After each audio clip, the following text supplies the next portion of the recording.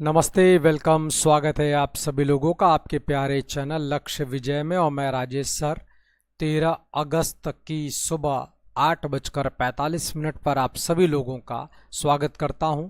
नया दिन, नया उत्साह, नया संकल्प लेकर हम लोग अपने दिन को और अपने जीवन को आगे बढ़ाएंगे और साथ ही साथ प्रेरणा भी लेने का प्रयास करेंगे उन घटनाओं से जो आज के दिन घटी और महत्वपूर्ण घटनाएं हैं जो हम लोगों के परीक्षा से भी ताल्लुक़ रखती हैं। तो अगर हम लोग बात करते हैं 13 अगस्त 1936 को, तो भारतीय क्रांतिकारियों की जननी जिनको हम सब लोग मैडम भीखाजी रुस्तम कामा के नाम पर जानते हैं, आज ही के दिन प्रसिद्ध क्रांतिकारी महिला क्रांतिकारियों की जननी भीखाजी कामा जी का निधन हुआ था। भीखाजी कामा ने लंदन, जर्मनी और अमेरिका का भ्रमण कर भारत की स्वतंत्रता के लिए सक्रिय रूप से काम किया था। उनका साथ देने वाले लोगों में श्याम जी कृष्ण वर्मा, लाला हरदयाल, सरदार अजीत सिंह और साथ ही साथ अगर हम बात करें तो और भी कई सारे क्रांतिकारी थे जिन्होंने उनका साथ दिया है। और इनके द्वारा, मैडम भीखाजी के द्वारा एक महत्वपूर्ण घटना को अंजाम दिया गया 1907 वर्ष में, जब जर्मनी के स्टुटगार्ड शहर में अगस्त के ही महीने में 1907 वर्ष में अंतर्राष्ट्रीय समाजवादी कांग्रेस अधिवेशन की बात करें तो उसमें तिरंगा झंडा फहराने के लिए याद किया जाता है। जिस तिरंगे को मैडम कामा के द्वारा फहराया गया था उस तिरंगे को आप चित्र में देख सकते हैं। सबसे ऊपर की ओर हरा रंग है, बीच में केसरिया रंग है और नीचे लाल रंग है। केसरिया रंग वाले यानी बीच की पट्टी पर आप देखेंगे तो वंदे मातरम लिखा है, जो कि प्रसिद्ध उपन्यास आनंद मठ से लिया गया गीत का शीर्षक है, जिसे सन्यासी आंदोलन के दौरान लिखा था बंकिम चंद्र चटर्जी के द्वारा। हरी पट्टी जो सबसे ऊपर है उसमें आप धान की या गेहूं के बाल के, जिसे हम लोग गेहूं कह सकते हो, तो गेहूं का जो बाल होता है उसके चित्र हैं। और नीचे की ओर देखेंगे तो सूरज और चंद्रमा जो कि प्रकृति को एक प्रकार से ऊष्मा और शीतलता दोनों प्रदान करते हैं। इस झंडे को फहराया गया था उनके द्वारा सबसे पहली बार। इस तिरंगे झंडे को एक प्रसिद्ध क्रांतिकारी जो मैडम भीखाजी कामा के शिष्य भी हैं, जिनको हेमचंद्र कानूनगो के नाम पर जाना जाता है, जो कि बम बनाने की भी कला से वाकिफ थे, उन्होंने डिजाइन किया था।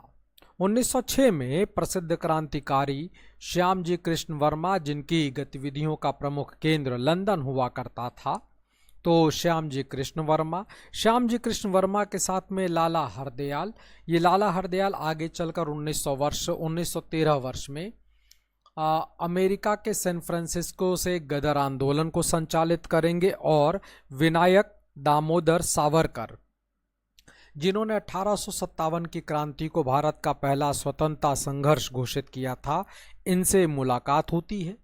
लंदन में रहते हुए मैडम कामा दादा भाई नौरोजी, जो कि भारतीय राष्ट्रीय कांग्रेस के संस्थापक सदस्य और अध्यक्ष भी रह चुके थे, उनसे होती है।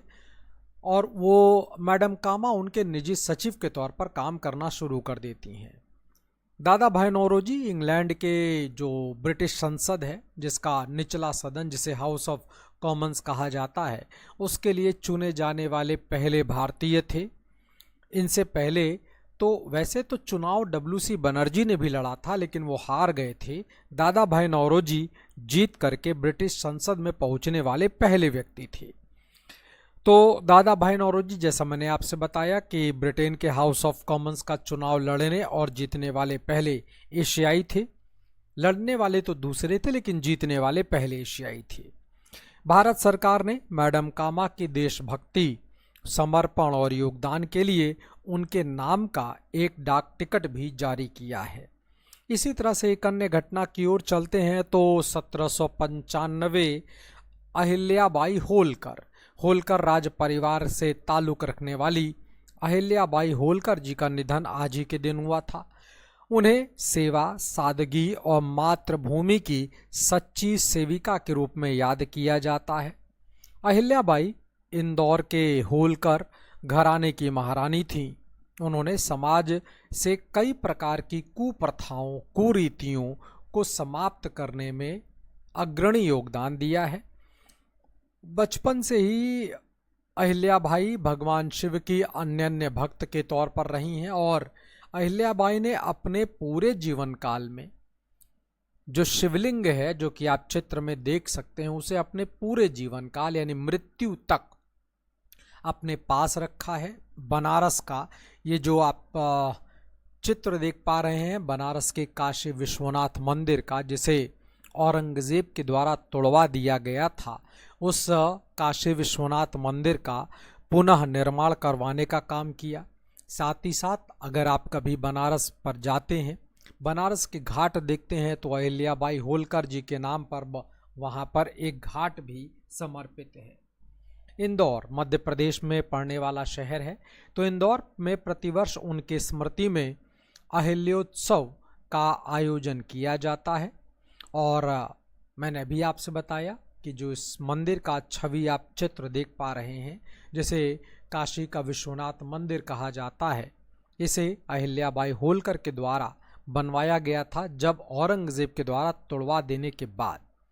तो 13 अगस्त से जुड़े हुए कुछ महत्वपूर्ण घटनाएं जिनकी चर्चा मैंने आपके साथ किया। उम्मीद करता हूं ये जानकारियां आपको अच्छी लगी होंगी, पसंद आया होगा। इस प्रकार की जानकारियां मैं आपसे रोज सुबह 8:45 पर साझा करता हूं। उम्मीद करता हूं कि जानकारियां, ये ज्ञान से भरपूर बातें आपको अच्छी लगती होंगी, पसंद आती होंगी।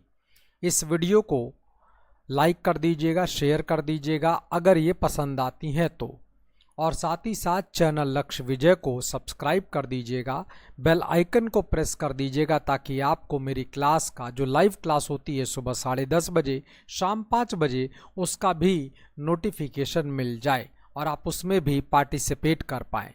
आप सभी लोगों का बहुत बहुत शुक्रिया, बहुत बहुत धन्यवाद। नमस्कार।